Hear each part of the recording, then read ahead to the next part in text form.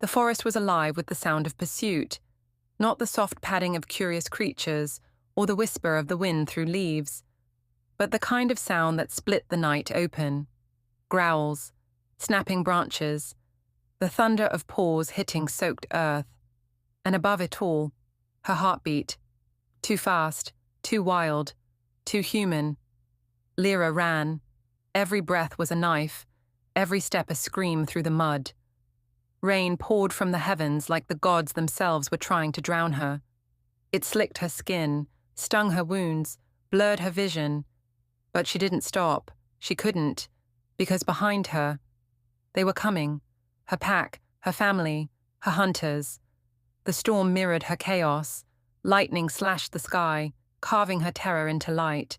The trees swayed like witnesses, their branches reaching out as if to grab her, hold her still, offer her up. The ground tilted, the mud sucking at her feet. Her pulse hammered so loud she could barely hear the thunder. The scent of blood, her blood, mixed with rain and the musky stench of wolves. Too close, too close. She stumbled over a root, fell to her knees, palms sinking into the cold mire.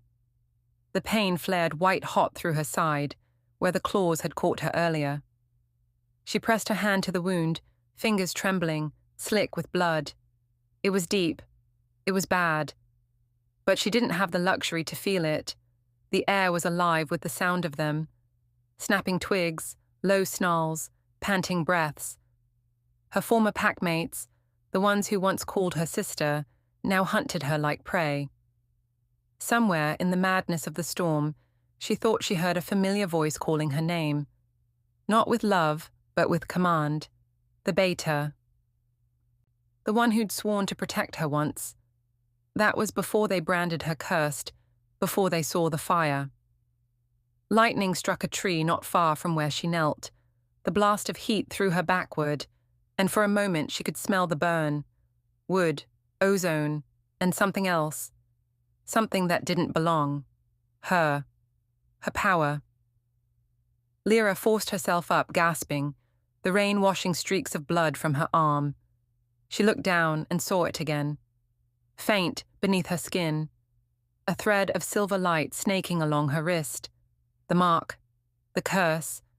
The thing they said would end them all. She covered it quickly, pressing it against her chest as if she could hide it from the night. But the forest saw everything. The lightning saw everything. And in that light, for a heartbeat, she saw herself reflected in a puddle at her feet, mud-streaked, wild-eyed, trembling. Not wolf, not human. Something in between. Something wrong. Her throat tightened. The world tilted again. She wanted to scream, to demand why the moon had chosen her. But her breath caught before the words could rise. The howl of her pursuers rolled through the trees, close enough to shatter thought, so she ran again. Because that's what survival looked like tonight.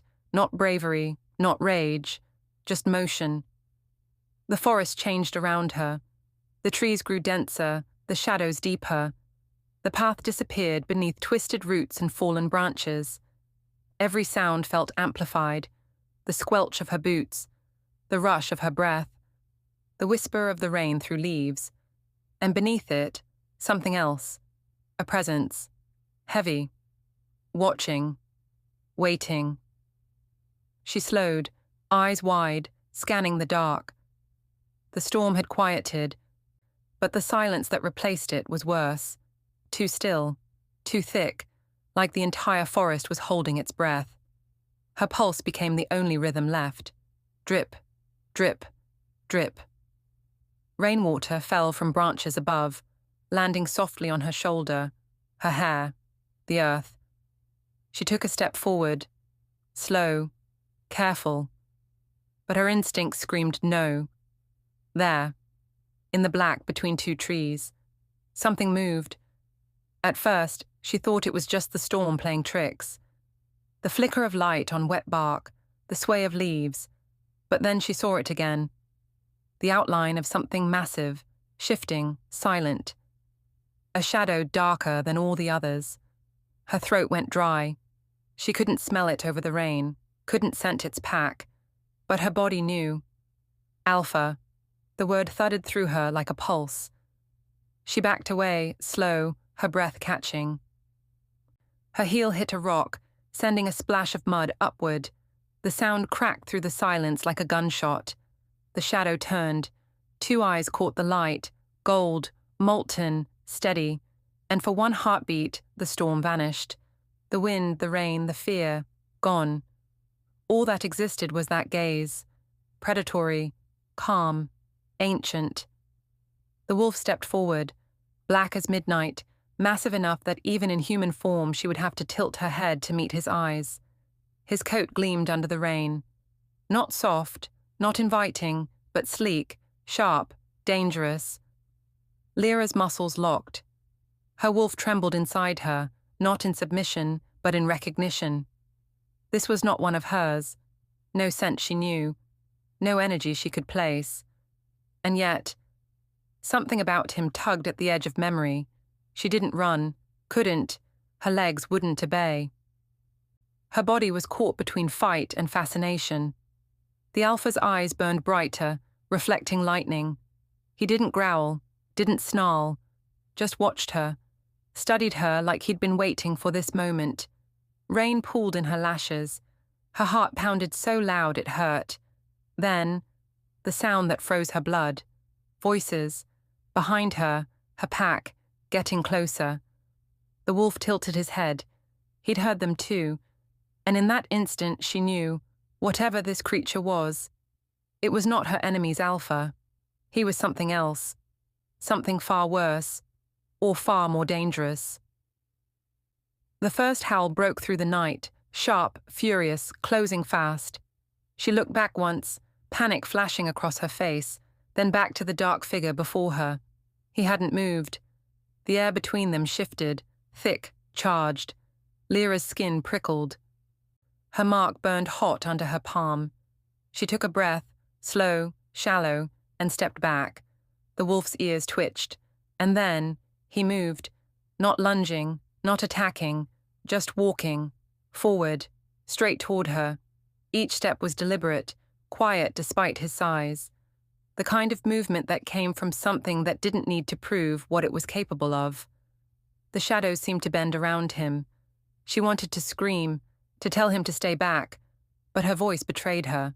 Only air left her throat. Only fear, and something else. Curiosity. The air cracked. The sound of shifting filled the night. The sound of bone and sinew twisting, skin breaking, reforming. It was a sound she'd heard before, but never like this. There was violence in it, power, pain. And when the sound stopped, the rain fell against flesh instead of fur. Lyra blinked through the storm, breath trembling. A man stood where the wolf had been, tall, broad, built like the mountains themselves. The rain traced paths over muscles drawn tight with restrained power. His hair, black as night, clung to his jawline, dripping water down his throat. But it was his eyes that held her. Still gold, still burning, still not human. No one carried eyes like that, unless the wolf inside them never really slept. He didn't speak. Not at first. Just looked at her. Looked through her. And in that silence, the world seemed to tilt, like the ground itself was deciding whether to kneel or collapse. She felt the pull. Not the kind you can name, not attraction or fear. Something older. Something written into her bones. Her mark throbbed, glowing faint beneath her sleeve. His gaze flicked to it. And just for a moment, only a flicker, she saw something in his expression. Recognition. The howls were closer now. She could hear the crash of bodies through the trees, the snarl of wolves closing in. Her time was gone. She stumbled backward, half turning toward the noise. If they caught her, it was over. But the man, the alpha, took a single step forward and said, voice low, rough as thunder, "Lira, enough running." Her name. On his lips, it didn't sound like a threat. It sounded like memory. Her breath caught, chest tightening. She hadn't told him her name. No one had. How did he... The storm answered with another bolt of lightning. In the flash, His face sharpened, all harsh lines and haunted edges, like a man carved from war. And still, he didn't attack, didn't reach for her, didn't even raise his voice. He just stood there, rain cascading down his skin, golden eyes unwavering. "You're hurt," he said quietly. "You won't make it another mile." The words hit her like a blade of truth. He wasn't wrong. She could feel her body failing, her pulse slowing, the edges of her vision darkening. But trust him? A stranger? An alpha from the enemy pack? Never. She opened her mouth. To lie, to fight, to say something sharp enough to cut the air. But before she could, another howl broke through, closer. Kael, though she didn't yet know his name, looked past her, toward the sound, then back at her. His jaw tightened. His next words were not a plea, not a command, a choice. Go back to them and die, or trust me, and maybe you live. Maybe. The word echoed in her head. There was no promise in it, no comfort. Only the truth, raw and brutal. The world had never given her promises, only chances. And this was one. Her throat ached, her body trembled, her instincts screamed both ways, run, fight, stay, trust. But the choice was already made somewhere deep inside her, before she could name it. Because when he reached out his hand, open, steady, waiting, her heart didn't see danger. It saw recognition. Lightning struck again, and the forest came alive. Her hunters burst through the trees, snarling, claws flashing in the silver light. Lira froze. Her wound burned like fire. The alpha didn't hesitate. He moved like the storm itself. Swift, precise, deadly. The first wolf lunged, and Kael was already there, intercepting midair. The sound of impact cracked like thunder. Mud flew. Snarls ripped through the rain. Lira stumbled backward, watching him fight, not like a beast, but like something ancient, something born for war. Every motion was deliberate, efficient, and yet, he never once looked at her with blame, only warning, only urgency. "Run!" he barked, voice raw. "Now!" But she didn't, couldn't. The mark on her wrist pulsed again, the pain unbearable. Silver light bled from her skin. Kael turned, saw it, and froze. Their eyes met. The world held its breath. And then, the fire came. It exploded from her palm, wild, uncontrolled, carving through the air in a wave of silver flame. It struck a fallen branch, igniting it instantly. The rain hissed against it, but the fire refused to die.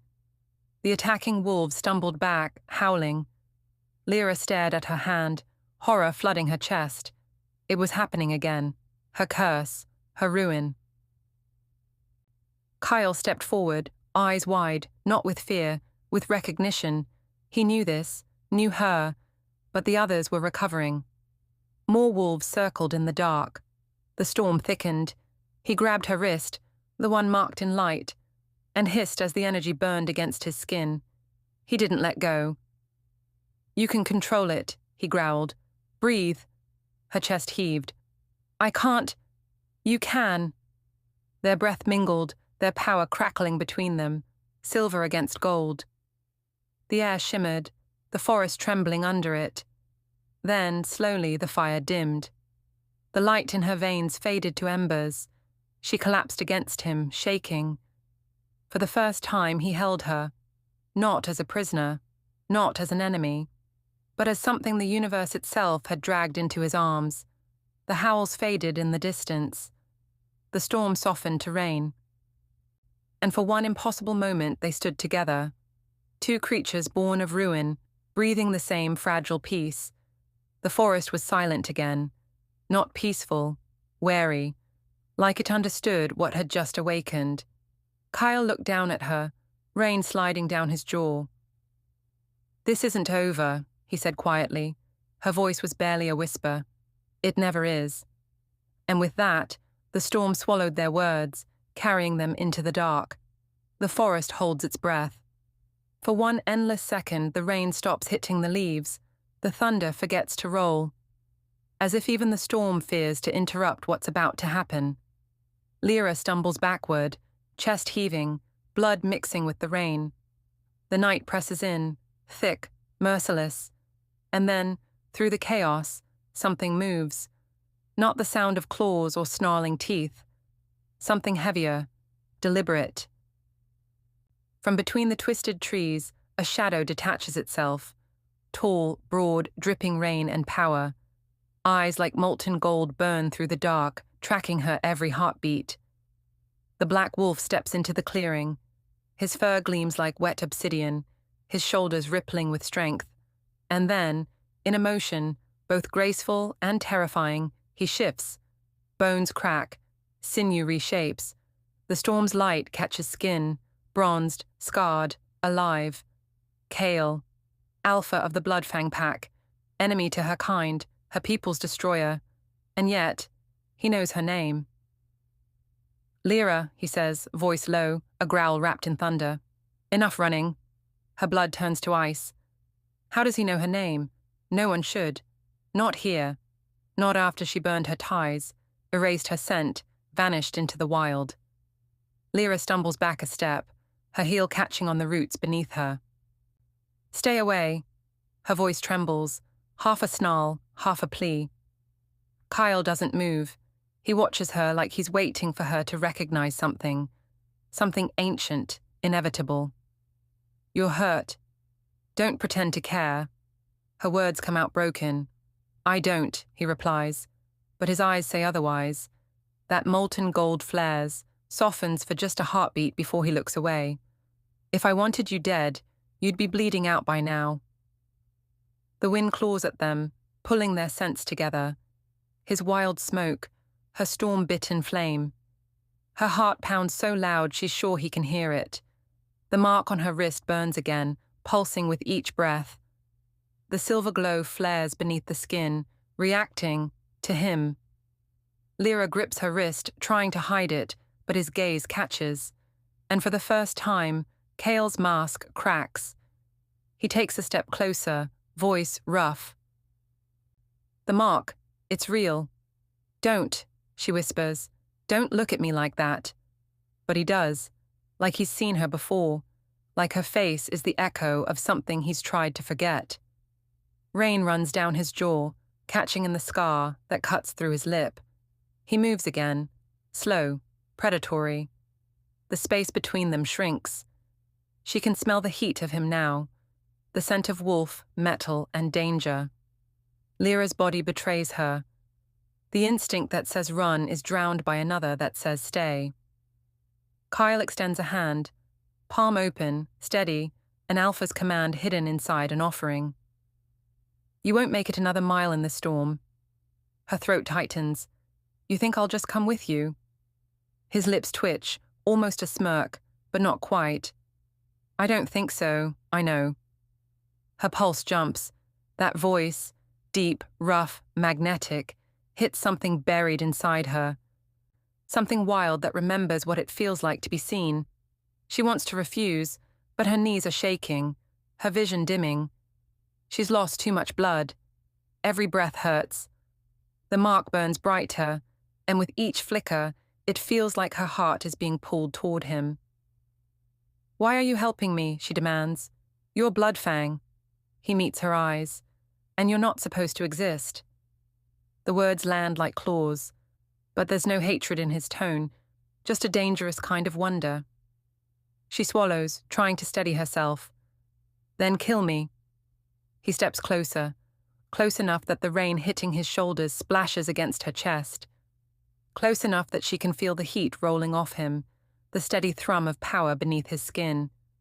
Instead of striking, Kael lowers his hand again, this time slower. Careful, deliberate. When their fingers brush, the world explodes. The mark on her wrist flares, white-hot silver fire racing through her veins. Kael jerks back, eyes flashing gold as something ancient stirs between them. The air vibrates. The rain steams where it touches their skin. For a heartbeat, both of them are caught, breathless, bound, by something neither can explain. Her hand shakes. What was that?" Kael's jaw clenches. Bonfire. His voice is rough like gravel. But that's impossible.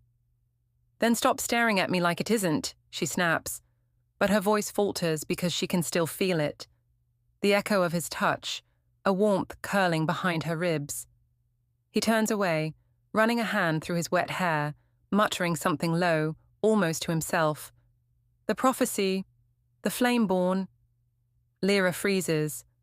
What did you say? But he doesn't answer. Not yet. His breathing is heavy, like he's fighting himself. The instinct to claim her warring with the knowledge that he shouldn't. Finally, his eyes lift again. Those fierce, golden eyes that seem to see right through her. You shouldn't be alive, he says, and yet here you are, burning in the middle of my territory. The words cut and cradle all at once. I didn't choose this, she whispers. Neither did I.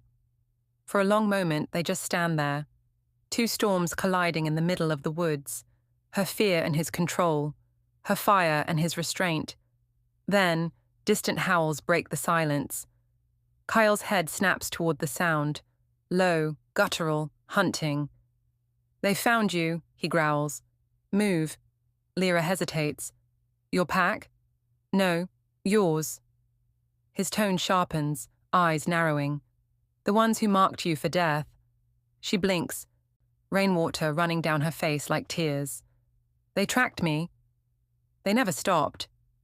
Kael grabs her arm before she can protest, firm but not cruel. You can fight me or die out here. Choose. The old Lira would have fought, but she's too weak, too cold, too tired of running. Her gaze flicks to his hand, his grip, the steadiness in it, and something inside her finally yields. She nods once, voice trembling. Fine. Kael releases a slow breath, like he's been holding it for hours. Stay close.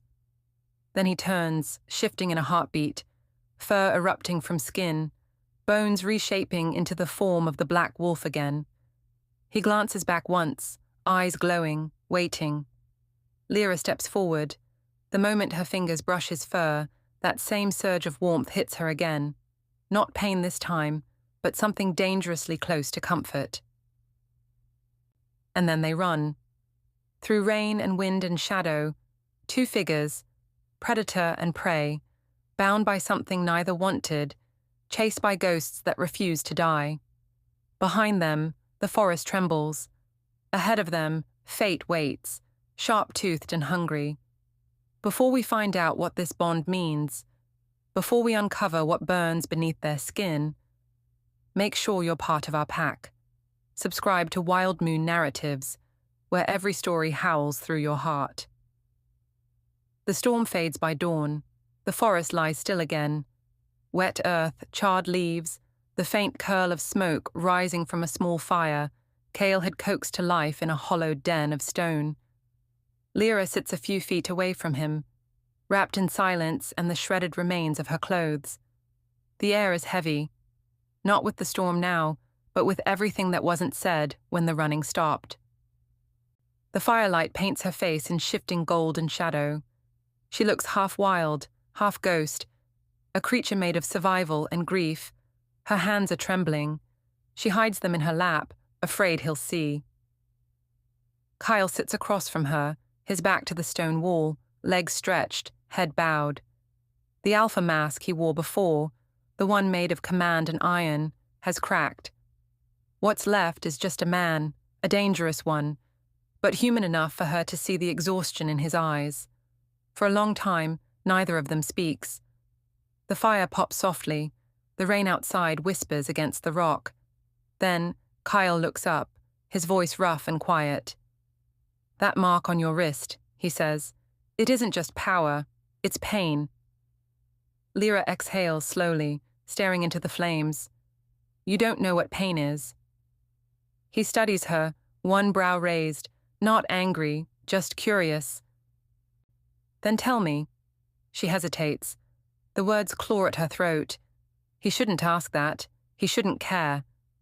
But something in his tone, not demand, not pity, just the calm gravity of someone who understands suffering, unravels the knot in her chest. Her voice comes out thin, cracked. I was born under a blood moon. Kael's eyes flicker. That means something to him. She can see it. My mother said it was an omen, Lira continues, but not the good kind. The elders came before dawn, marked my crib with ash and silver. They whispered, "Flameborn." They said my soul burned too bright, too dangerous to tame. She stares into the fire now, seeing that night as if it's happening all over again. Her small village, the moon bleeding red above the pines, the scent of fear in the air. Her father, the only one who didn't look at her like she was a curse. He was the beta then, she says softly, strong, proud. He told them I wasn't a prophecy, I was his daughter, but when I shifted, everything burned. Her voice cracks, the memory tears her open. The house, the trees, the wolves that came too close. Fire just came out of me. Silver fire, I couldn't stop it. Kael doesn't move, doesn't interrupt. He's utterly still, listening. My father tried to hold me, she whispers, to stop me. He didn't survive it. The firelight catches the wet shimmer in her eyes before she turns away. They said I killed him. They said I was born to end the bloodline. A silence falls between them, the kind that has weight, shape, and grief all its own. When Kael finally speaks, his voice is a low rasp. And yet you lived. I shouldn't have. He leans forward, elbows on his knees. You think dying would have been easier? Yes, she says without hesitation, then quieter. But he didn't raise me to quit. Kael studies her, really studies her now. The stubborn set of her jaw, the tremor in her voice that she's trying to hide. A flicker of something almost like respect softens his gaze. He takes a long breath, his expression shadowed. You were a child, he murmurs. They blamed you for surviving. Lira glances up. And what would you have done? Kael doesn't answer at first. His eyes drift to the flames, distant. When he finally speaks, his tone carries a weight older than both of them. I would have fought them all, he says, but I know what it's like when your own pack turns its teeth on you. That catches her. Her heartbeat slows. What do you mean? Kael looks away. His jaw works once before he speaks again.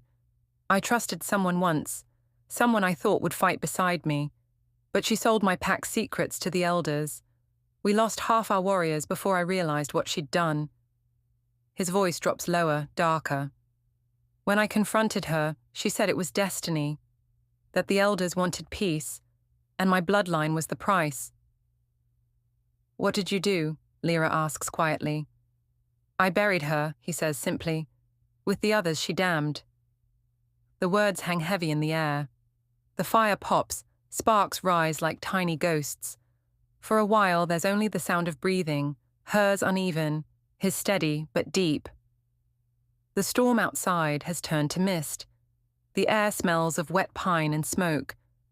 Lira watches him through the flickering light. The scars that trace his ribs, the tension that never leaves his shoulders. He's built from command and loss, and for the first time, she realizes he's not just dangerous because of his strength. He's dangerous because he feels too deeply and hides it too well. You don't trust anyone, she says softly. Kael lifts his eyes to hers. Not easily. And yet you helped me. He hesitates. You shouldn't remind me. A faint, dry laugh escapes her. It sounds more like a sigh. You think I wanted your help? His lips twitch. You didn't refuse it. Her pulse jumps. I was dying. And now you're not. That silences her. She looks away, anger and confusion twisting through her chest. You think saving me makes you my savior? Kael's tone softens. Just a fraction. No, it makes me responsible. Lira turns back sharply. I don't need your protection. I didn't say you did. Then what do you want? He looks at her, long and steady, the fire reflecting in his gold eyes like liquid metal. Answers, he says. Because if the stories are true, If that fire in your veins is what I think it is, then you're not just a danger to yourself, Lira. You're the key to something much bigger. She stares at him, her throat tight. You think I'm a weapon? No, he says, voice lowering. I think you're the storm that ends the war. The words hit something deep inside her, a pulse of hope wrapped in fear. She shakes her head. You're wrong. I don't want to end anything. I just want peace. Kael leans closer, his gaze locking on hers, voice soft as the edge of a blade. Peace is a lie we tell ourselves to stop bleeding. You and I. We were never meant for peace. Their eyes hold. The air thickens. The fire burns low, casting everything in gold and shadow. Neither of them speaks, but something hums beneath the silence. A tension that isn't just fear or anger, it's recognition. For the first time, she doesn't feel completely alone. And that terrifies her. Her voice drops barely above a whisper. Why do you say my name like that? Kael blinks once, slowly. Like what? Like it means something. He looks at her for a long time, so long she almost forgets to breathe. Then he says her name again, quiet, deliberate. Lira. Just that. But it's enough. It sounds like both a promise and a warning. She feels it slide through her, low and electric, curling against the part of her that remembers what belonging felt like. Her hand finds her wrist again, the mark there faintly glowing, as if answering the sound of his voice. Kael notices. His gaze flickers to it, then back to her face. You feel it too. She doesn't deny it. Can't. I don't know what it is. He leans back slowly, the firelight cutting across his jaw. Then you'll learn, he says. But understand this. Whatever's between us, it's not safe. I know, she whispers. He nods once, the faintest sign of respect. Good. Then we start from truth. Lira studies him, trying to see the man beneath the alpha. And what's your truth, Kael? For a moment, his expression falters. That I've lost too much to trust easily, but something in you makes me want to try again. The words hang between them, quiet but alive, like an ember waiting for breath. Lira looks down, blinking hard. You shouldn't say things like that. Why? Because I might believe them. The corner of his mouth lifts, not quite a smile, just the ghost of one. Then maybe that's what scares us both. The fire dwindles to a faint glow. Outside, dawn is beginning to break, soft light seeping through cracks in the stone. Lira wraps her arms around herself, the chill of morning creeping in. What happens now? Kael stands, every motion deliberate, powerful. He offers his hand again. Not as a command this time, but as a choice. Now, he says, we find out why the world wants you dead. Her gaze meets his, uncertain but steady. She hesitates, then takes his hand. The warmth of him steadies her, just for a moment. When he pulls her up, the mark on her wrist flares once more. The air hums between them. Two broken souls, drawn together by something older than either of them understands. As they step out of the cave, into the grey morning light, the forest stirs, watching, whispering. Somewhere, deep in the wild, the old powers shift. The prophecy that began the night she was born stirs again. Two wolves, one fate, a bond forged in fire, tested in blood. Stay with them, the story's only beginning. This is Wild Moon Narratives, where love, danger, and destiny collide. The morning stretches into a grey silence. Mist curls through the pines, cold and pale, weaving between the trees like the breath of something ancient that never really died. Kael walks ahead, his form cutting through the fog, a shadow given purpose.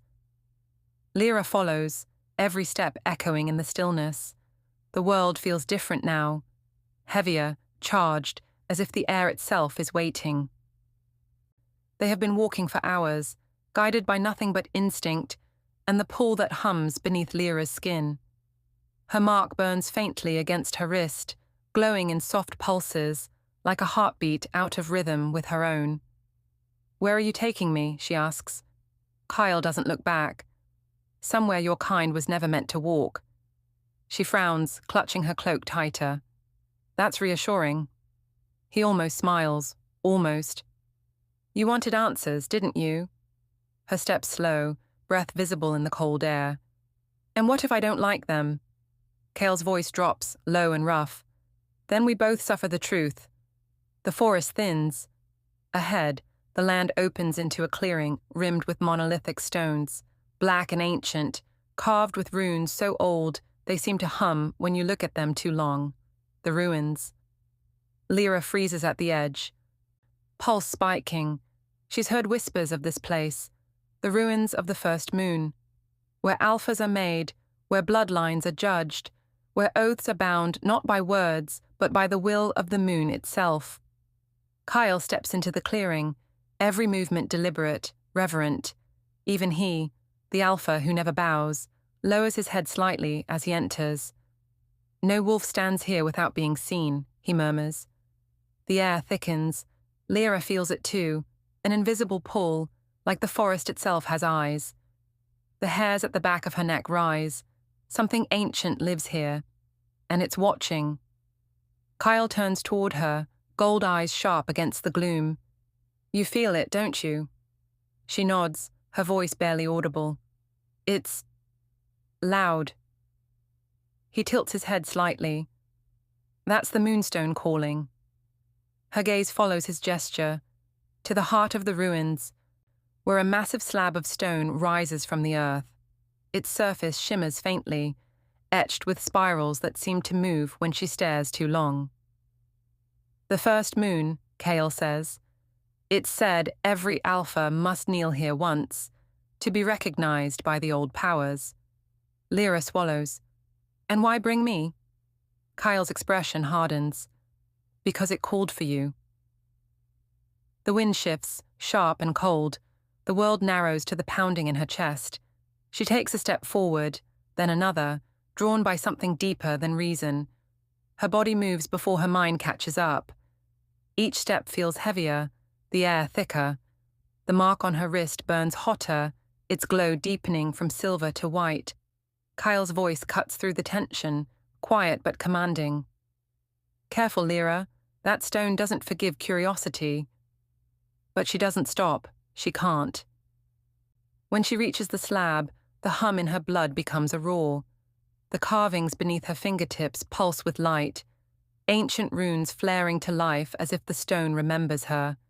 And then the voice comes, not from the air, not from Kael, from everywhere. Child of Fire returned at last. Lira jerks back, gasping. The ground trembles.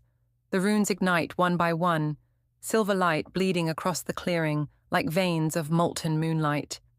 Kael steps forward, hand instinctively on his blade. Though what threat could steal face here, even he doesn't know. "Lira!" Her eyes snap open, glowing bright silver now. The mark on her wrist blazes. The voice deepens, echoing through stone and soul alike. "The flame that burns, the blood that binds. When the moon bleeds red, the Child of Fire shall rise, and the Alpha line shall fall or be reborn." The air cracks. The ground splits in hairline fractures around her feet. Kael's instincts scream to pull her back. But he can't move. The energy radiating from her is too raw, too powerful, like standing too close to a storm that's deciding whether to destroy or spare you. Her body trembles. Her breath comes in shallow bursts. She tries to pull her hand free, but the stone holds her, light crawling up her arm, tracing veins of silver fire across her skin. "Kael!" she cries out, voice breaking. He moves then, grabs her shoulders, his own power flaring, golden sparks bursting from his palms where they touch her. Silver meets gold. Light collides with light. The clearing erupts in a burst of color that blinds the world. When the light fades, silence falls, thick and absolute. Lira collapses to her knees, panting, smoke rising from her skin where the mark once glowed. The moonstone has gone dark again. Kael kneels beside her, his hand hovering uncertainly near her back. "Lira, look at me." Her voice is hoarse, barely more than a whisper. "What was that?" Kael doesn't answer at first. His eyes are still wide, pupils dilated, reflecting something close to awe, or fear. "It's real," he murmurs. "The prophecy, the child of fire." Lira looks at him, confusion clouding her expression. "You think that's me?" Kael meets her gaze. "I don't think so. I know." She shakes her head, retreating a step. "No, I can't be." "The ruins responded to you," he interrupts, voice firm but low. "They only awaken for one purpose, recognition." Her eyes fill with panic. "You don't understand what that means." "Oh, I understand," Kael says darkly. "It means every elder, every alpha, every creature that remembers this prophecy will come hunting for you." She stares at him, pale and trembling. "Then why bring me here?" His jaw tightens. "Because I needed to know." Her voice cracks. "And now you do. Congratulations. You've found your curse." Kael's hands clench at his sides. "Don't call yourself that." "What else am I?" she snaps. "You heard the prophecy. When the moon bleeds red, it's me. I'm the one who ends the line." Her eyes shine with unshed tears, anger and terror warring behind them. "My father used to tell me that prophecies lie, that they twist the truth until you can't tell hope from doom. But what if this one's real? What if I was born to destroy everything I touch?" Kael steps closer. Slowly, carefully. "Then maybe destruction isn't what it seems." She looks up at him, confusion flickering through the grief. "What?" He takes another step, his voice low, steady. "Every alpha line began with a fire, one that burned the old world to make room for the new. Maybe that's what you are. Not an ending, but a reckoning." Lira stares at him, the words breaking something open inside her, a space between despair and belief. "Reckoning," she repeats softly, almost to herself. Kael nods once. "The world has been ruled by fear for too long. Maybe it needs to burn before it can be free." Her lips tremble. "You sound like a madman." He allows a ghost of a smile. "Then maybe you need a little madness to survive fate." The silence between them stretches, charged and fragile. The ruins hum faintly again, quieter now, like a heartbeat beneath stone. Lira wraps her arms around herself, whispering, "If I'm the prophecy, then what are you?" Kael's gaze holds hers, unwavering. The fool who stood too close to the flame. Her heart stutters. "You should stay away from me." He steps closer, too close. The air between them heats again, pulsing with the faint echo of their joined power. "I can't," he says. Her throat tightens. "Why not?" Kael's eyes flick to her lips, then back to her eyes. His voice rough, unguarded. "Because I think the moon chose us both." The words hang, suspended in the thick electric quiet. For a heartbeat, she almost believes him. Almost. Then the ground beneath them rumbles, deep, resonant, like something vast shifting far below the earth. The runes flare once more, briefly, casting their faces in light. Lira gasps. "What's happening?" Kael grabs her arm, pulling her back as cracks spiderweb across the moonstone. "It's waking the rest." "The rest?" "The prophecy isn't about one child of fire," Kael says, eyes flashing gold. "It's about an army." The realization hits her like a blade through the ribs. "There are others. Or there will be," Kael growls. "And when they come, no pack will survive untouched." Lira stares at the glowing stone, fear and awe warring inside her. "Then I really am a curse." Kael's hand tightens on hers. "No," he says fiercely. "You're the spark."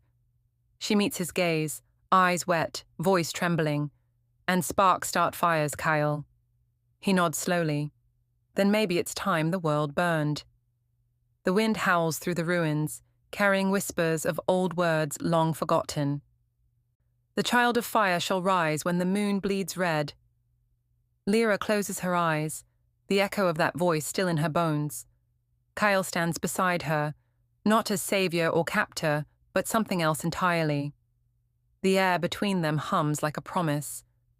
Destiny doesn't ask for permission. It calls, and you either run or you burn. Stay with them, because the flames have only just begun to rise. This is Wild Moon Narratives, where legends are reborn in fire. The ruins burned long after the flames should have died. Ash hung in the air like falling stars, the scent of charred earth still thick enough to taste. Kael and Lira left before dawn, before the sky could see what they had done, before the prophecy's whisper could spread. But the world is never blind for long. By the time they reached Bloodfang territory, the winds had already carried the story. A silver flame seen at the moon ruins, a rogue with the mark of destruction walking beside the Alpha. And waiting at the gates was the one man Kael had never wanted to face again.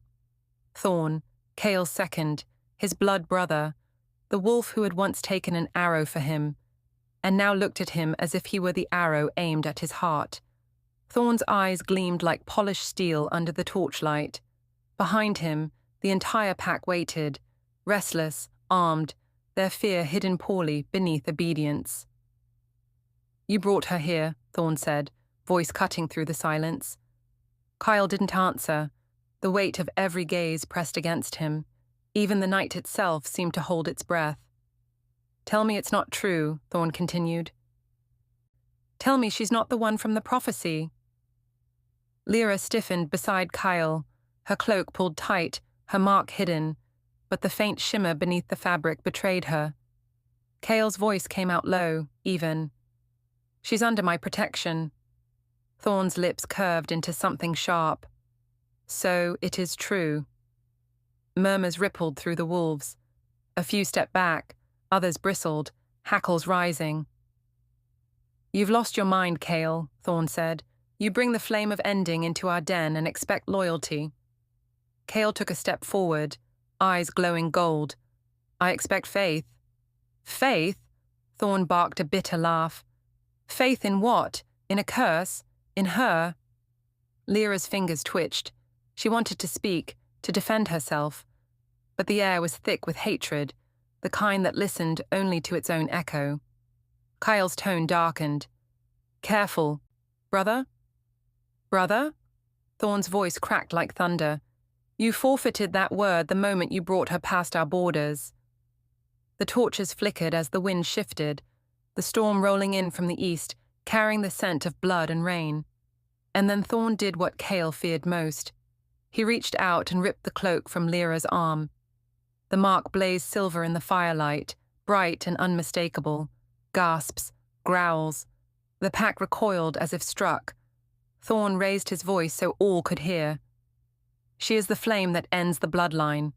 The words tore through the night like a blade.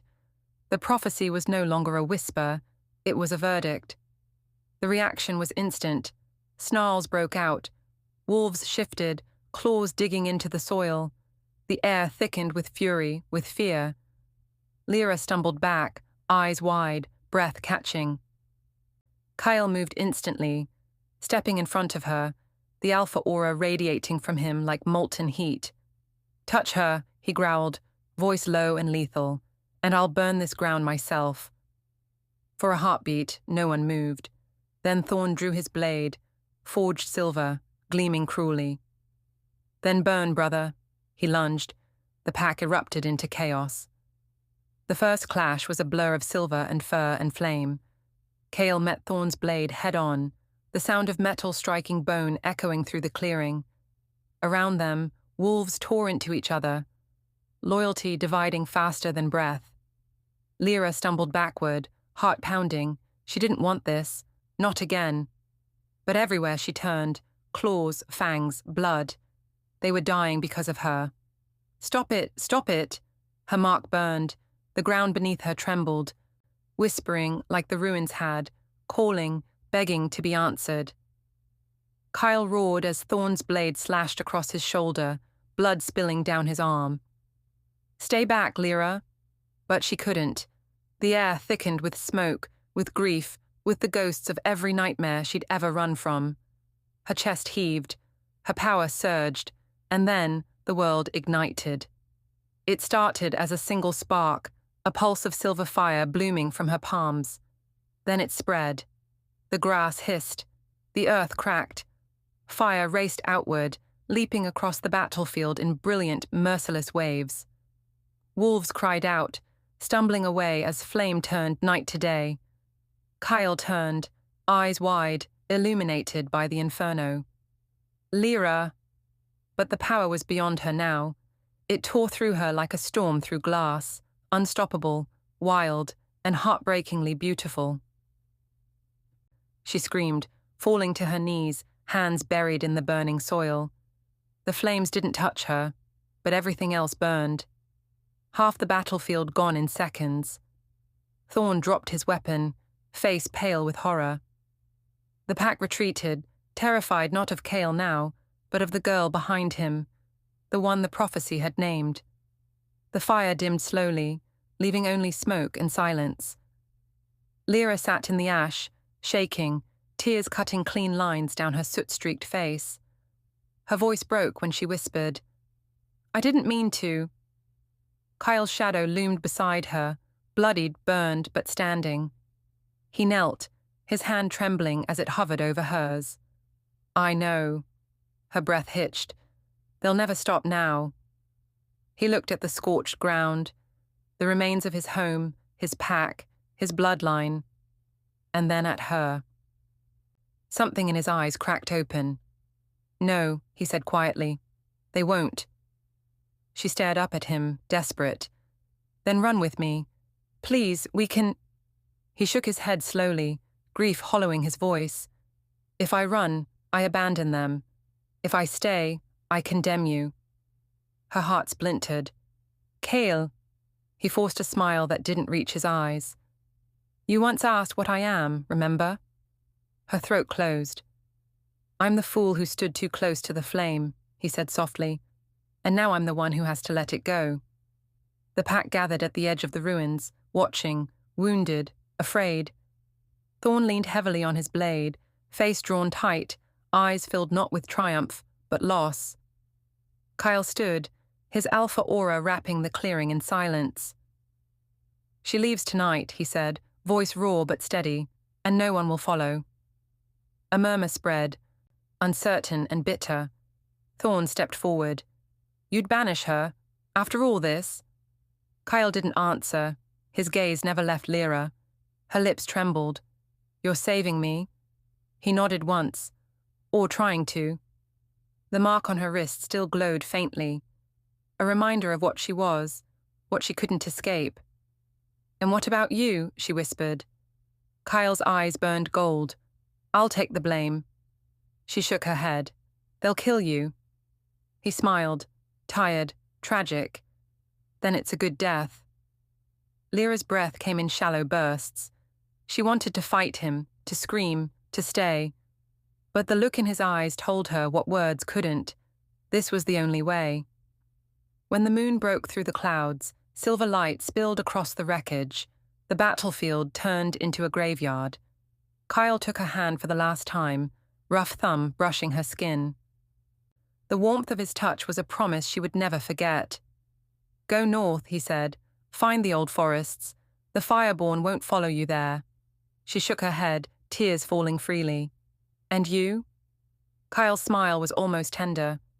"I'll hold the wolves at bay." She leaned in, her voice breaking. "Kael, don't do this." "Lira." His tone softened, final. "If fate means to take you, it'll have to take me first. But not tonight." The silence between them trembled, heavy with all the words they'd never said. Then she turned, cloak torn, body trembling, and walked into the dark. Kael watched her until the forest swallowed her whole. Thorn approached slowly, weapon lowered. "You should have killed her." Kael's gaze stayed on the horizon. "You should have trusted me." Thorn's voice broke. "You're choosing her over everything." Kael exhaled, shoulders heavy. "I'm choosing what's right, not what's easy." The wind howled, carrying the last trace of her scent away. He didn't turn when Thorn whispered, "Then may the moon judge us both." That night, Bloodfang howled not in victory, but mourning. The Alpha had fallen, not by death, but by choice. And far beyond the borders, under a sky streaked with ash and moonlight, a rogue girl with fire in her blood walked alone. Each step left embers in her wake, each breath a vow. If the world wants me to burn, Lira thought, then I'll decide what survives the fire. The bond between them isn't broken, it's forged, in flame, in loss, in love too fierce to die. Stay with us. The war for the bloodline has only begun. This is Wild Moon Narratives, where every heartbreak howls beneath the same cursed sky. The mountains were silent except for the wind. It howled through the pines like the echo of something half forgotten, a cry, a name, a memory. Lira had been walking for days. Her feet were blistered, her body bruised, her fire dimmed to a flicker. The once bright mark on her wrist had faded to a pale shimmer, like the last breath of a dying star. She'd hidden herself among the jagged peaks, far from any pack, far from Kael, far from the prophecy that had torn her world apart. But distance had done nothing to quiet her mind. Every time she closed her eyes, she saw his face, the moment he told her to run. His voice haunted her more than any storm, softer than wind, sharper than regret. If fate means to take you, it'll have to take me first. And fate, it seemed, had taken them both. Snow fell that night, the kind that muffled the world, soft, endless, uncaring. Lira sat beneath a ledge of stone, shivering beside a dying fire. Her palms hovered above the flames, but the heat barely reached her skin. The fire used to come so easily. Now it resisted her, like even her power had turned against her. Her thoughts were a tangle of guilt and exhaustion. Every time she closed her eyes, she saw the battlefield, the smoke, the screams, the look on Kael's face when she burned half his world to ash. He should have hated me. He should have let them finish it. Why didn't he? Her fingers curled into fists. The fire flickered, weak, trembling, like it felt her shame. Then she heard it. A footstep, soft, heavy, familiar. Her breath hitched. Her body went still. The scent reached her first, rain, earth, smoke, and something distinctly him. Kael. For a moment her heart refused to believe it. It had been weeks. She'd buried him in her memory to survive. Now that same memory stepped out of the shadows. He looked older, not in age, in weight, in silence. Snow clung to his dark hair, melting down the side of his face. His coat was torn, blood still drying along his arm. But his eyes, those molten gold eyes, hadn't changed. They found her, and something inside her broke. Lira stood too fast, the sudden motion sending pain through her ribs. Her voice was barely a whisper. "Why are you here?"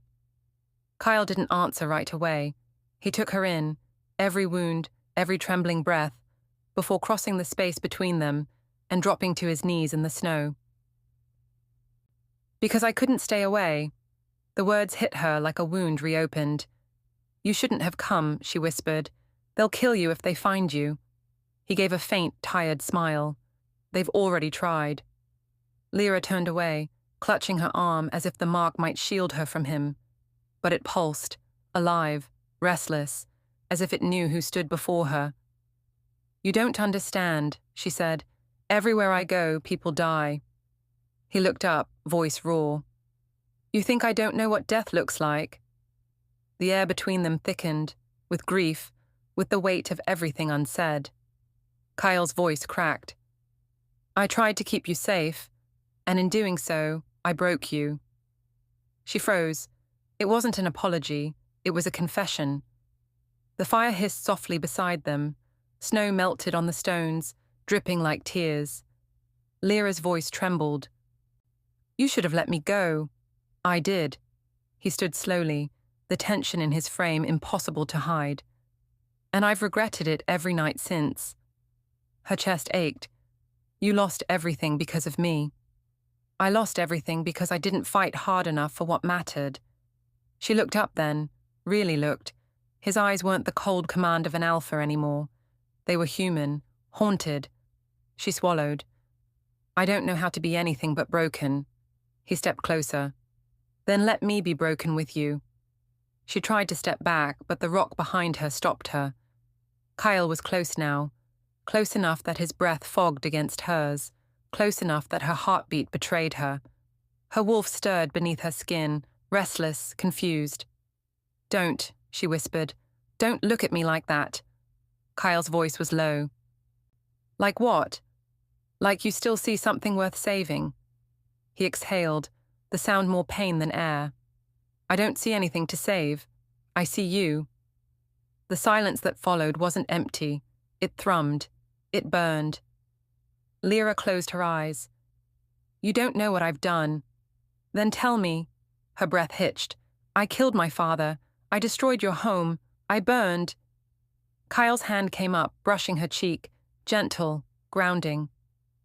You think your fire is a curse, he whispered. But I see it. It's your truth. She trembled. My truth kills. He shook his head. No. It protects. It fights. You just never had anyone to stand in the fire with you. Something shifted then. The way she looked at him. The way the world seemed to hold its breath. She could feel it. That same pull. The one she'd fought since the ruins. Since the first night they met. It wasn't just an attraction. It was recognition. Like their souls remembered something their bodies had forgotten. Why are you doing this? She asked quietly. Kael's voice softened. Because I can't hate you. Believe me, I tried. Her throat tightened. You should. He smiled faintly. Then I'll keep failing. The wind picked up, snow swirled around them, whispering through the dark like a secret too heavy to tell. Lira lowered herself by the fire again, exhausted. Kael followed, settling across from her, the flames painting their faces in gold and shadow. Neither spoke for a while. The silence was fragile, the kind that breaks if you breathe too hard.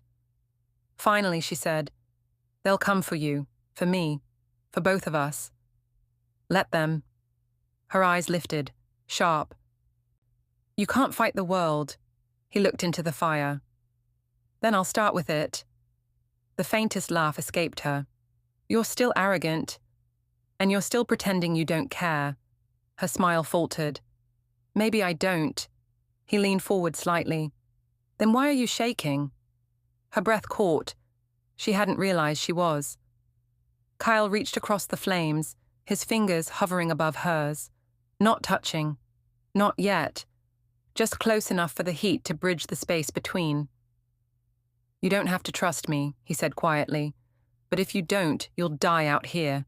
And I'm not leaving you to die. She met his gaze, anger flickering through the fear.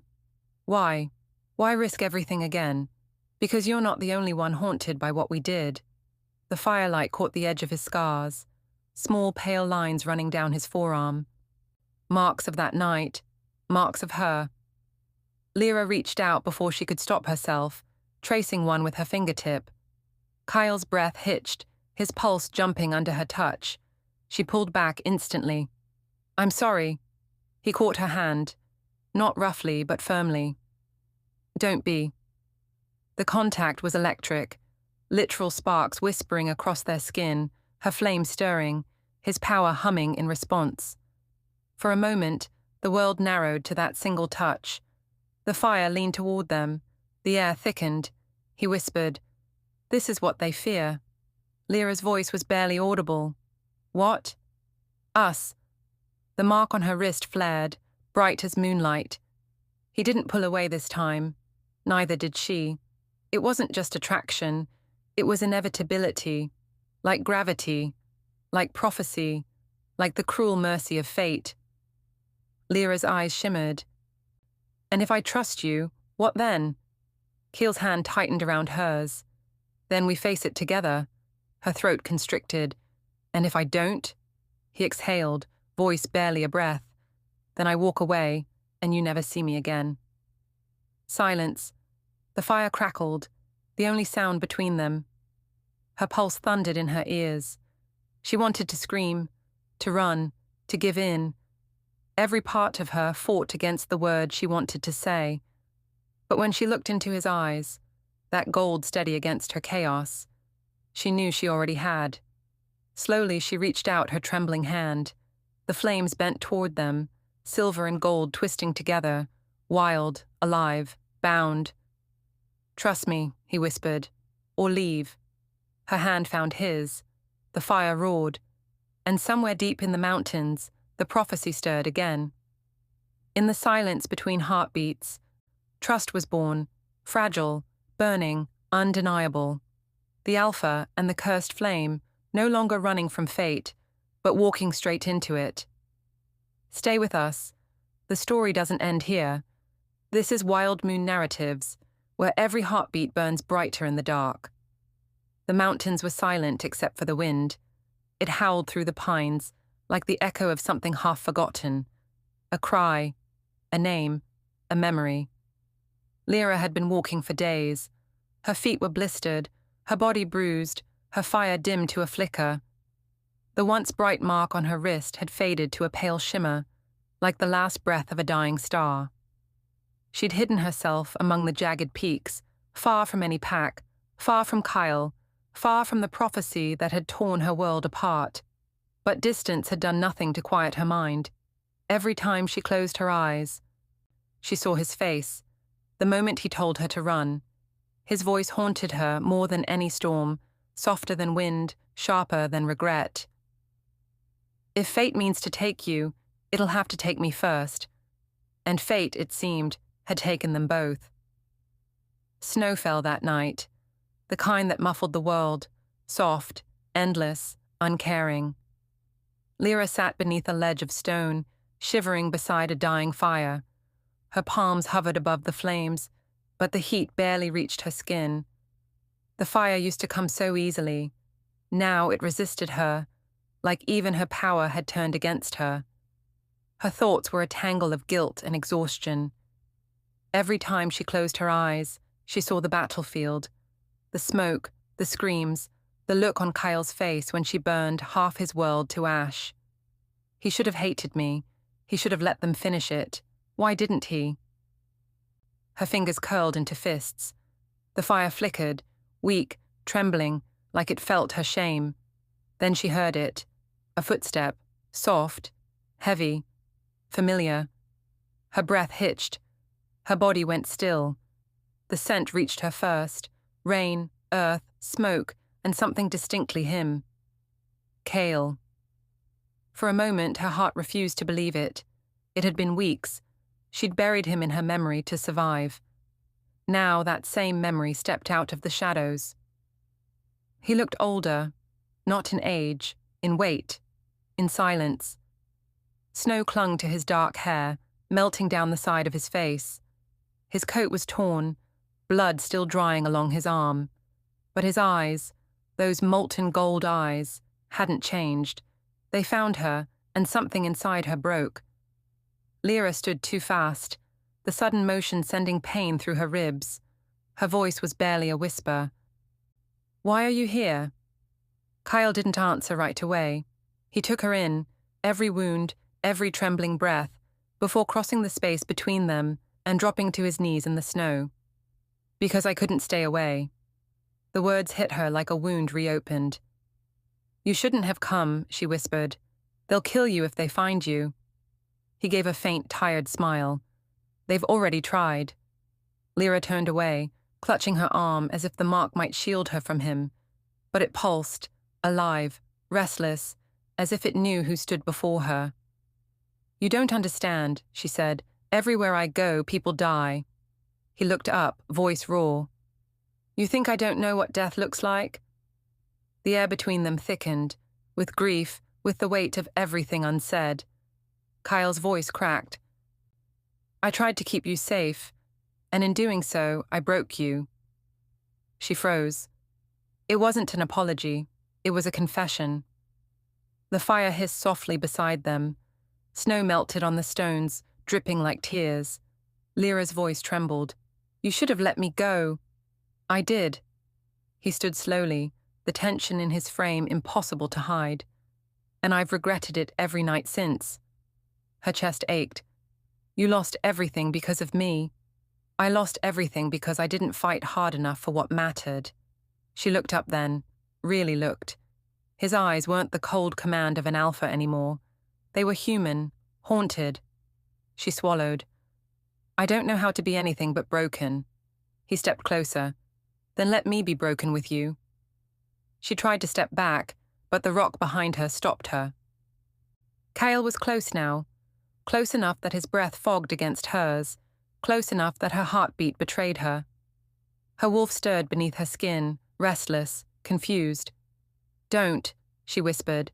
Don't look at me like that. Kael's voice was low. Like what? Like you still see something worth saving. He exhaled, the sound more pain than air. I don't see anything to save. I see you. The silence that followed wasn't empty. It thrummed. It burned. Lira closed her eyes.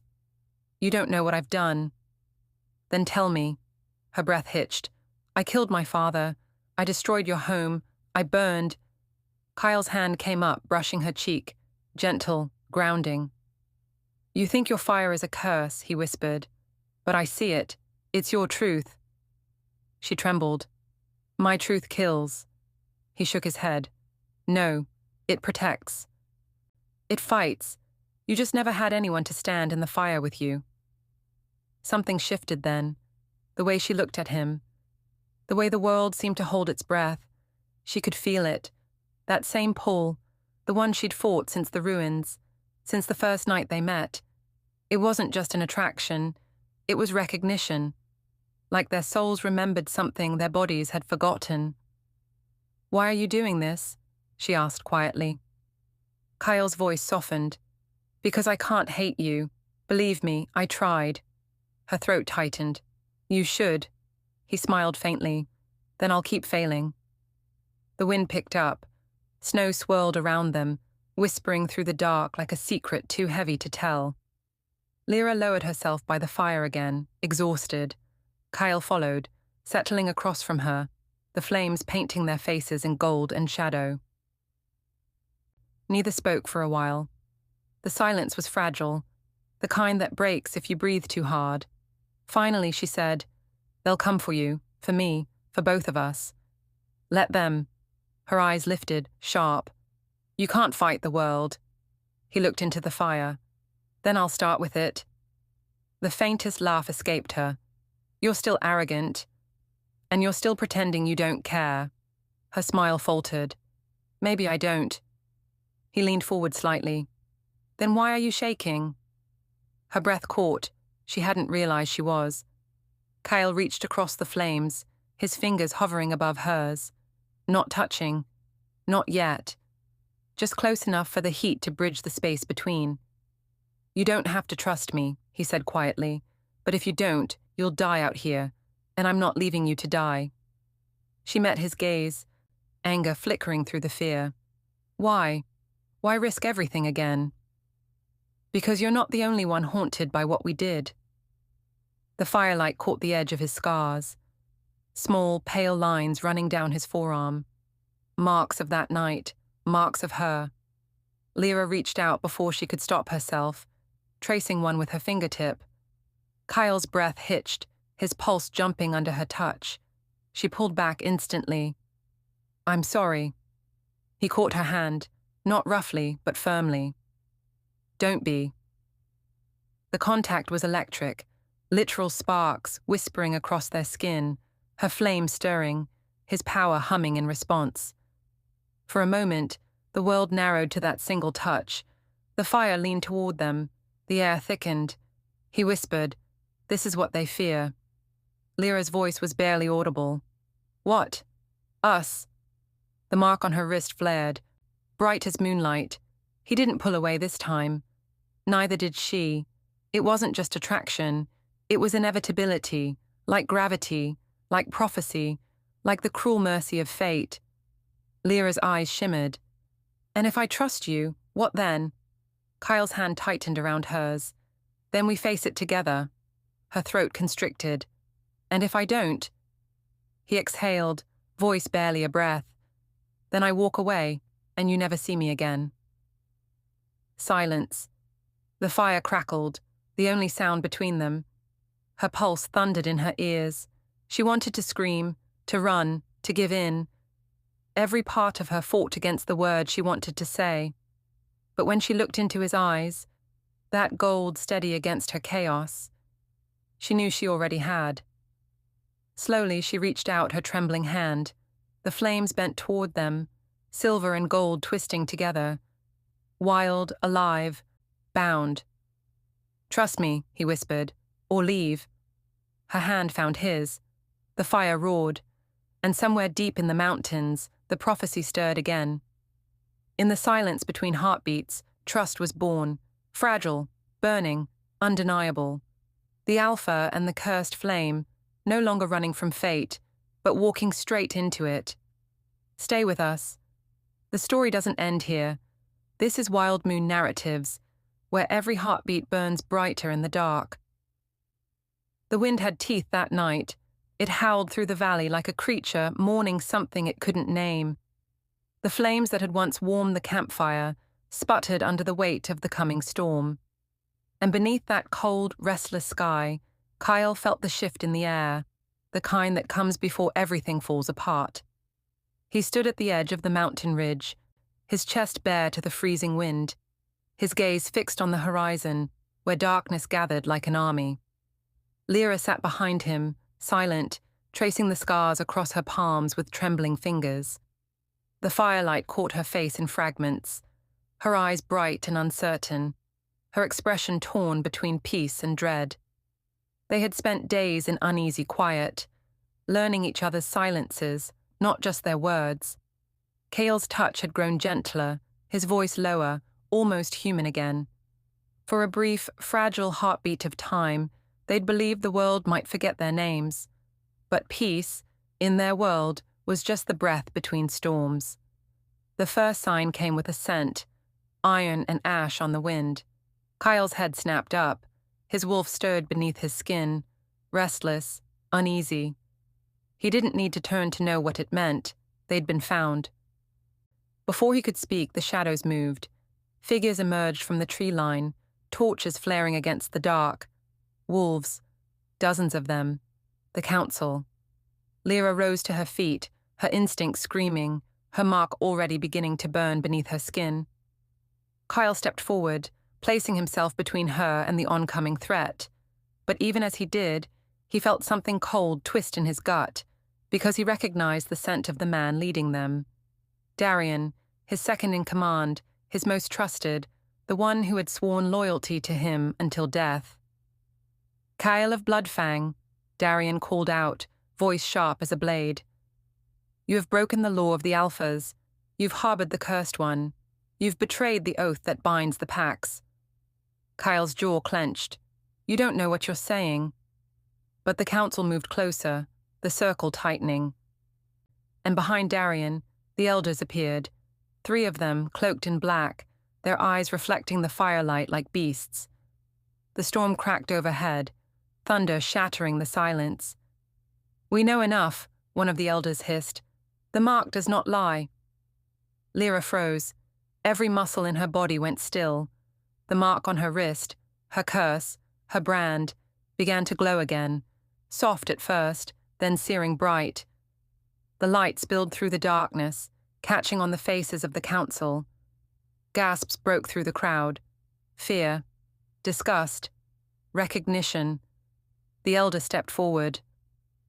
"The prophecy spoke of her," he said, voice rising like a sermon. "The child of fire, the one whose blood will cleanse the Alpha line." Kael felt the word strike like a physical blow. Cleanse. He knew what that word meant to them. Not renewal, not rebirth, eradication. Lyra's breath came shallow and quick. She looked at him then, not the Alpha, not the warrior, but the man who had sworn to protect her when no one else would. Her voice broke when she whispered, "Kael, tell them it isn't true." The words lodged in his throat. He wanted to say it, gods, he wanted to, But the council's eyes were on him, his pack watching, their trust hanging by a thread. Every instinct warred within him, alpha and mate, duty and love. He hesitated, just one heartbeat. But it was enough. Lira saw it, the flicker of uncertainty, the shadow of doubt that crossed his face before he could speak. And in that single breath, something inside her shattered. The fire that had always lived beneath her skin surged upward, wild and panicked. The ground trembled beneath her feet, sparks scattering through the rain. "You don't believe me," she said, voice trembling with disbelief. "After everything. Lira, listen to me." "No." Her voice broke, sharp and wounded. "Don't say my name like it means something now." The elders pressed closer, their chants rising like the hum of distant thunder. The storm swelled around them, wind tearing through the clearing. "Seize her!" The command ripped through the air. Wolves lunged forward. Kael's roar answered, primal and furious, shaking the very air. "No one touches her." He turned, slamming into the first soldier who dared approach, his claws flashing. The pack recoiled, torn between fear and obedience. But in that chaos, Lira saw the truth. He couldn't protect her from all of them. Not this time. The fire beneath her skin turned wild, uncontrolled. The world blurred in light and motion, every heartbeat echoing like war drums. Kael reached for her. "Lira, stop!" But she was already breaking apart. Flames erupted around her, spinning upward in a vortex of silver and red, cutting through the darkness. Rain hissed as it hit the heat. The sky blazed like dawn in reverse. She looked at him one last time, her eyes full of sorrow, not rage. "You promised me safety, and now you can't even promise belief." The words cut deeper than any blade. He took a step toward her, but the fire drove him back, scorching the ground between them. Lightning struck the trees. The elders fell to their knees, chanting louder, their voices warped by wind and terror. The pack scattered, their howls swallowed by the storm.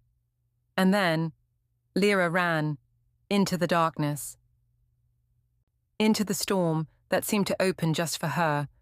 Her flames trailed behind her, ribbons of light vanishing into the night.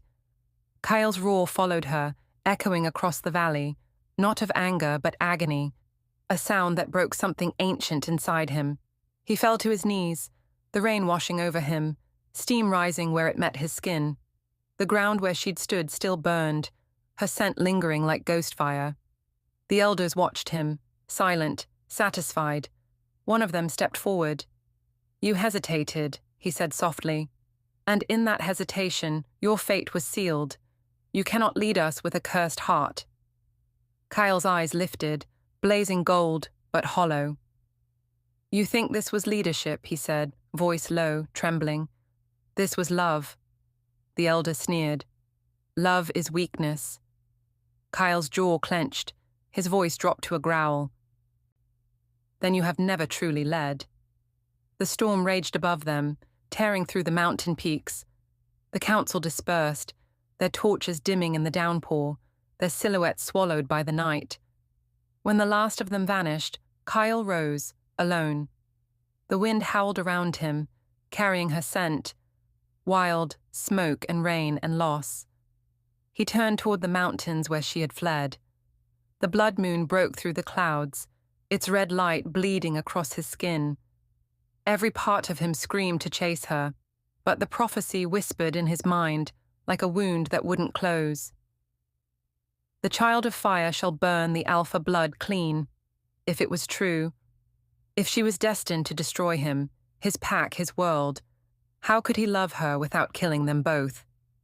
He stood there until the fire in the distance faded into nothing, until the rain stopped, until his bones went cold. And when dawn finally came, Kael was no longer an alpha bound by council law or ancient prophecy. He was a man stripped bare, his soul hollowed out, his heart chained to the absence she left behind. In the weeks that followed, his world fell apart. The council branded him a traitor. The pack fractured. The valley that once echoed with howls of unity now slept in silence. And Kael, Kael became a ghost among his own kind. Every night, he returned to the place where she had vanished. He'd stand in the circle of scorched earth, his fingers brushing the charred soil, as if searching for the echo of her heartbeat in the ashes. The mark on his wrist, the one that once glowed when she was near, had faded, but not gone. Sometimes, in the quiet between breaths, he swore he could still feel it pulse. The bond wasn't broken, just buried. And somewhere beyond the mountains, in a land where even wolves feared to tread, Lira wandered.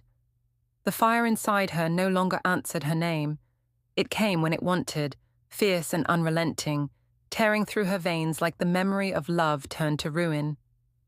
She dreamt of him every night, of the look in his eyes when he didn't speak.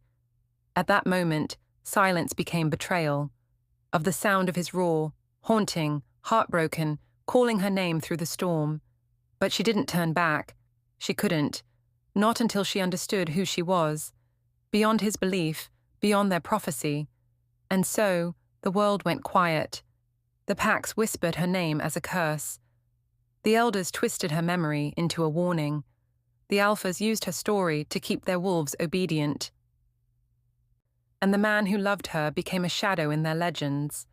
But the moon remembered. On nights when it bled red again, the air would hum with her name, faint and defiant. The mark on Kael's wrist would burn, just once, like a heartbeat calling from far away. And in those moments, both of them would wake, alone, aching, but alive, and know that their story isn't over. Because love like that doesn't die. It just waits, quiet as flame, before it reignites. The blood moon rose again, slow and deliberate, spilling red light over the mountains. It wasn't a moon, it was an omen, a wound reopening across the sky. Below, the valley trembled under the weight of marching wolves. Thorn's army moved like a single beast, claws carving through the dirt, eyes glowing, the same merciless shade of crimson as the moon above them. The air was thick with the metallic taste of war, iron, ash, and the faint fading scent of Kael's pack holding their ground. At the heart of the battlefield, Kael stood alone before his wolves, armor half broken, breath ragged, eyes hollow but burning with defiance. He'd lost everything, his name, his pack's faith, his right to lead. But he hadn't lost her, even if the world said she was gone, even if the last thing she'd given him was silence. He still felt her, through the bond that refused to die, the heartbeat that pulsed somewhere beyond the storm. Thunder cracked. The first clash erupted, wolves lunged into chaos, silver flashing against red, snarls drowning beneath the roar of fire and fury. Thorn's army poured through the broken gates like a flood, and for a moment it looked as though the night would swallow everything. Then, the air shifted. It started as a low hum beneath the noise, like the whisper of something ancient waking from sleep. The clouds tore apart, revealing a second light, brighter, fiercer, rising from the eastern ridge. A silhouette walked through the smoke. Lira, her hair, once tangled and wild, now blazed like threads of flame in the wind. The mark on her wrist burned gold instead of red, spilling heat that rippled across the battlefield. Each step she took melted frost and fear alike, the ground trembling beneath her bare feet. Gasps rippled through both armies. The cursed girl. The prophecy was reborn. Kael's chest tightened, breath caught halfway between disbelief and awe. He had dreamed of this moment every night since she left, dreamed of her return, of her forgiveness, but this wasn't the girl he'd known. This was something greater, something untamed, something divine. Thorn turned, lips curling into a cruel smile. "So the flame still lives," he said, his voice deep as thunder. "Come, witch, finish the prophecy, burn what's left." Lira stopped, her gaze cutting through him like a blade. When she spoke, her voice carried beyond the wind, beyond the walls, beyond the fear itself. "I am not your curse," she said. "I am your reckoning." The words struck the field like lightning. The flames around her flared higher, no longer red, but white-hot, pure, furious light that burned clean through shadow. Thorn stepped back, his sneer faltering as the earth beneath his feet cracked open. Lira raised her hands and the fire answered, not wild this time, not consuming her, but obeying her. It swirled around her body like a living crown, the mark on her wrist pulsing in rhythm with her heartbeat. Each pulse tore through the valley, awakening something ancient beneath the ruins of the old world. Kael fell to his knees, not from weakness, but from awe. He could feel her power coursing through the bond, raw and radiant. The fire that once destroyed her had become her weapon, her salvation, her truth. "Lira," he called out, voice breaking against the wind. She looked down at him, no longer broken, no longer afraid. "You once told me I was too much," she said softly, though the storm carried every syllable. "Now I finally am." Thorn roared, his beast form tearing through his skin, black fur erupting in a violent shimmer. He lunged, claws aimed for her throat. But the flames moved before she did. They met him mid-strike, wrapping around his body, dragging him backward as if the earth itself had risen to consume him. The fire wasn't just light, it was memory. It carried her pain, her betrayal, her rebirth. Every scream he gave only fed its hunger. "You burned me once," she whispered, voice trembling with fury and grace. "Now feel what it means to rise from it." The flames roared louder, swallowing him whole. His cries became echoes, then silence. When it was done, only ashes remained. The blood moon dimmed. The storm began to die. The wolves, hers, his, theirs, bowed their heads in stunned reverence. Even the wind seemed to still, as if waiting for her to breathe again. Lira turned slowly. Kael stood at the edge of the broken field, eyes glistening, his body shaking from exhaustion and disbelief. Their gazes met. The fire softened, her hands trembled, and for a moment, the woman beneath the power returned, the same woman who had fled into the storm, heart shattered, trusting no one. "You came back," he said. Her throat tightened. "You believed I wouldn't?" Kael stepped closer, each movement deliberate, reverent. "I didn't know what to believe after I failed you." Silence fell again, heavy and fragile. The mark on their wrists pulsed once, slow, steady, in perfect sync. "You didn't fail me," she said finally. "You just couldn't see me. But now you will." The air thickened between them. Power hummed through their bond, a living current that pulled them closer. Kael reached out, his hand hesitating inches from her skin. "Lira, Kael." The single exchange carried a lifetime of pain, forgiveness, and something new, something fiercer than hope. He touched her wrist, and the fire didn't burn him. It welcomed him, accepted him, bound him. The ground beneath them split, not in destruction, but in rebirth. Roots twisted through the soil, glowing with ancient light. The ruins surrounding the battlefield stirred awake, stone cracking, revealing markings long buried by time, symbols of unity, of balance, of power shared, not ruled. Lira looked down at the fire that still wrapped around her. "It was never meant to destroy," she whispered. "It was meant to be a choice." Kael's voice trembled. "And it chose you." She smiled faintly. "No, it chose us." Then she turned, raising her gaze to the surviving wolves. The elders who once condemned her now knelt, their pride broken, their fear stripped bare by truth. "You called me curse," she said. "You called me danger. You called me everything but what I am. I am not your sacrifice. I am the fire that ends your fear." Her words rippled through the air like a promise and a warning. Thunder rumbled one last time, softer now, fading into the dawn. The blood moon waned, its red bleeding into gold, and when the first light touched her face, the fire dimmed, revealing the woman beneath the myth. Kael took her hand. For the first time since the night she fled, his voice carried no command, no hesitation, only the truth. "You're free now. She shook her head, eyes glistening with unshed tears. No, Kael, we're free. The words sank deep into the earth, into the bones of every wolf who heard them. Chains broke that night, not just hers, but generations' worth of fear and silence.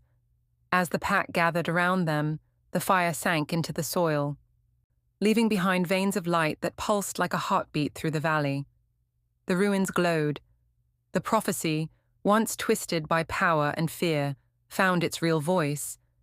It didn't speak of destruction. It spoke of awakening, of balance, of love surviving the fire meant to erase it. Kael turned to Lira, voice low, reverent. What now? She looked toward the horizon where the first dawn spread across the ashes of war. Now, she said softly, we build a world that no longer fears the fire.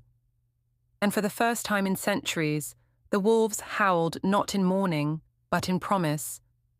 The moon dimmed, the valley healed, and where the fire once raged, life began again. The world had gone quiet, the kind of quiet that follows ruin, the kind that feels less like peace and more like breath held between heartbeats. Ash drifted through the air like falling snow, soft and ghostly, settling on the broken earth. The battlefield that had burned moments ago now lay washed in silver light. The blood moon had bled itself dry, fading into pale dawn, and what remained was stillness. Kael stood among the remnants of the fight, the scent of smoke and blood lingering on his skin.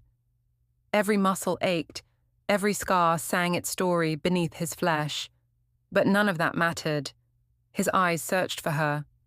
Lira, the fire wielder, the cursed girl, the woman who turned prophecy into choice. She stood a few paces away, at the edge of the valley, where mist rolled low and thick across the earth. Her flame had dimmed, flickering faintly at her fingertips, barely alive. The mark on her wrist shimmered one last time before fading into her skin, leaving behind only a faint glow, like the heartbeat of something ancient finally finding rest. Kael took a step toward her, then another, each one heavier than the last. Lira, he breathed, his voice breaking the silence that dared to exist between them. She turned, eyes glimmering in the dawn, not blazing now, but soft, tired, aching, the kind of ache that runs too deep for words. It's over, he said. You did it. Her lips parted, the faintest of smiles ghosting there, though it never reached her eyes. Did I? She asked quietly. Or did I just become what they always said I would? Kael froze, because in that single question was everything he feared, and everything he adored. He reached for her, hand trembling, wanting, needing to anchor her to this world, to him. But before his fingers could find hers, the mist stirred. It wasn't just fog now. It moved with intention, curling around her feet, rising slowly, deliberately, as though the world itself had decided it was time for her to go. Her hair lifted with the pull of the unseen wind, her eyes reflecting the pale shimmer of dawn fire. Kael's pulse thundered. No, Lira, stay with me. She shook her head, tears glinting like crystal embers. The fire chose balance, she whispered. It gives peace, but it takes two. The mist thickened, wrapping around her waist. Her voice trembled but held its strength. You have your pack, Kael. Your people.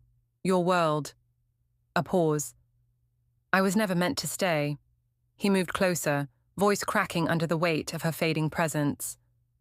Don't you dare walk away now. Not after everything. She smiled then, the soft, devastating kind of smile that haunts every dream after it's gone. You once told me to trust you, or leave. Her hand lifted, trembling, toward his chest. Now I'm asking you to trust me. He caught her hand, holding it tight, desperate. Trust you to do what? The air shimmered with light. The faint sound of distant howls rose across the valley, wolves calling the dawn, and in that haunting chorus she whispered, to let me go. The world slowed. Kael's breath hitched, Every instinct screamed to hold on, but her fingers slipped from his grasp, dissolving into mist and warmth and memory. Her eyes lingered on his, one final look, one final vow. Would you have chosen me, or feared me too? And then she was gone. The mist swallowed her whole, leaving only silence and the faint echo of fire burning where she had once stood. Kael remained motionless, hand still outstretched into nothing. The ashes fell gently across his shoulders, the world colder without her flame. He dropped to his knees, the earth beneath him still warm. The wolves gathered in the distance, uncertain, leaderless, lost. But Kael didn't look back. He just stared into the fading mist, eyes hollow with grief and wonder. The prophecy had ended, but the story did not, because some flames never die. They only wait, quietly, for the wind to bring them back. The narrator's voice softens, drawing closer now, almost as if speaking directly into the listener's ear. She was born of fire, forged by betrayal, crowned by her own defiance. But tell me, what would you have done? A pause. The sound of distant embers crackling. Would you have chosen her side, or feared her too? Another beat of silence. Then the music swells, low strings, rising with quiet power. If this story lit something inside you, if you felt her flame in your chest, her strength in your bones, then stay with us. A faint, almost conspiratorial whisper, because here, under the wild moon, we tell tales that burn. The music blooms fully, soft, haunting, almost sacred. Wolves howl one last time in the distance. The fire fades to black, and the final breath of the narrator lingers, just above silence. This isn't the end, only the ember before the next storm. Fade out, the fire dies, but the world does not sleep. Ash still drifts through the valley, glowing faintly like dying stars.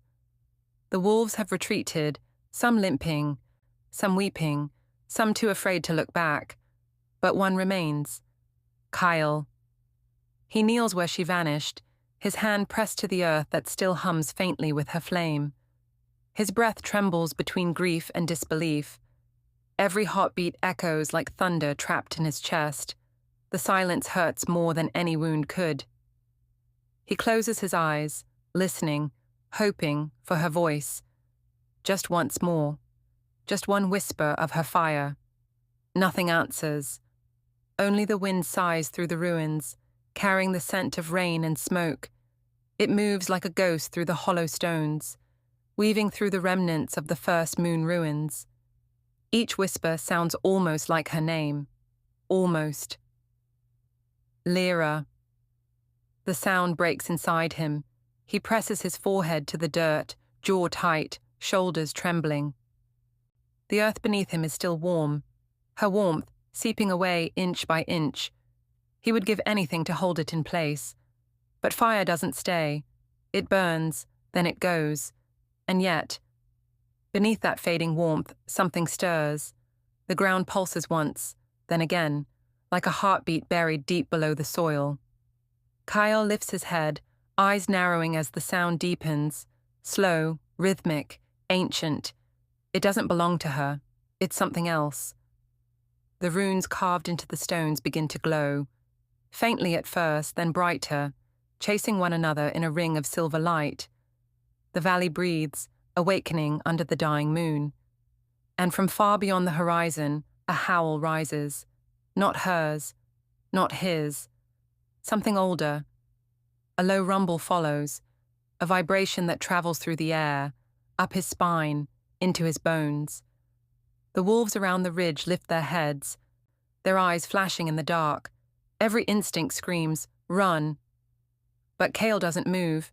He's rooted to the spot, heart caught between terror and wonder. "No," he whispers. "It can't be."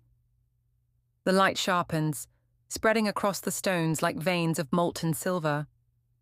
Then the earth splits, not violently, but with purpose.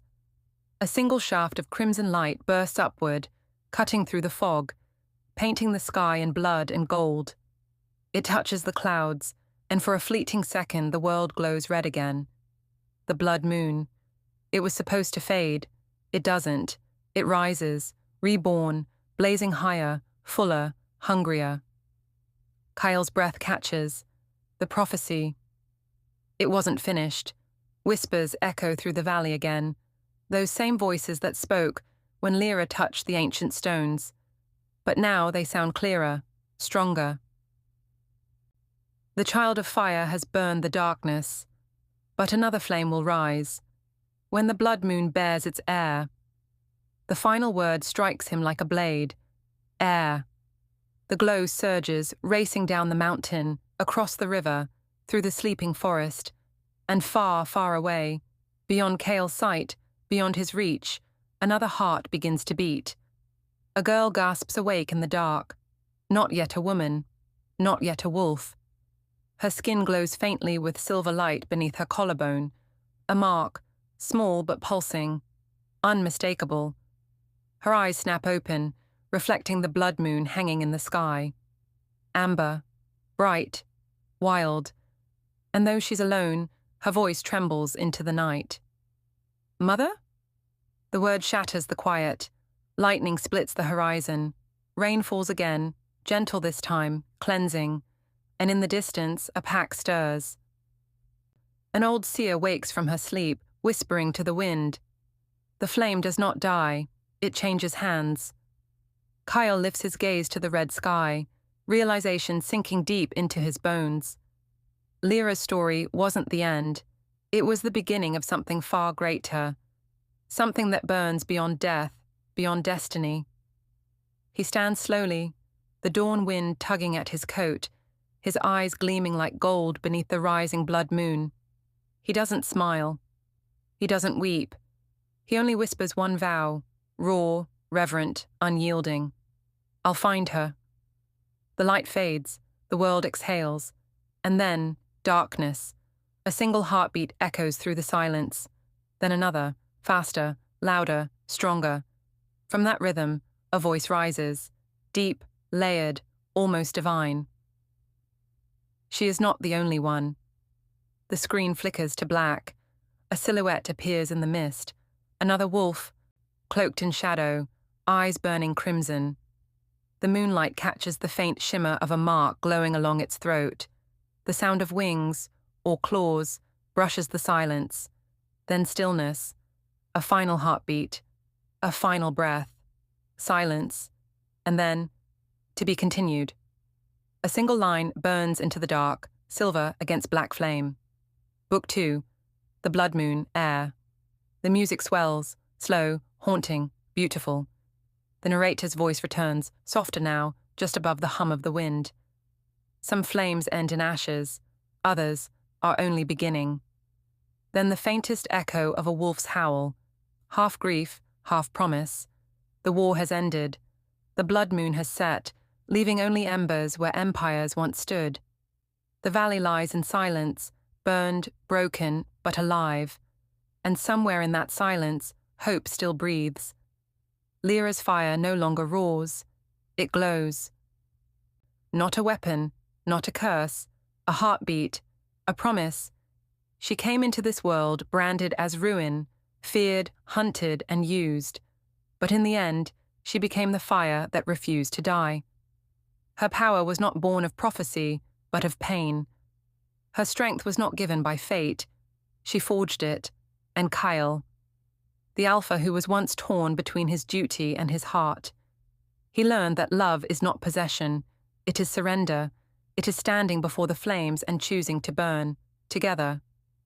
Through betrayal, blood, and loss, their bond became something the old world could not define. Not destiny, not domination, but choice. He was the wolf who bowed to no one, until he knelt before her fire, and she, the girl who was meant to destroy him, became the one who set him free. The moon bore witness to it all, the rise, the fall, the rebirth. And when the final light faded, what remained was not victory or peace, but the beginning of something new. Because legends do not end. They echo. They pass from one heart to another. whispered through bloodlines, remembered by moonlight. And far away, beneath the next crimson dawn, another heart stirs, a pulse, soft but steady, a flame, small but fierce. The heir of the blood moon, her story has yet to be told. But one truth endures: fire cannot be caged, love cannot be silenced, and destiny, once defied, becomes something far greater. Lira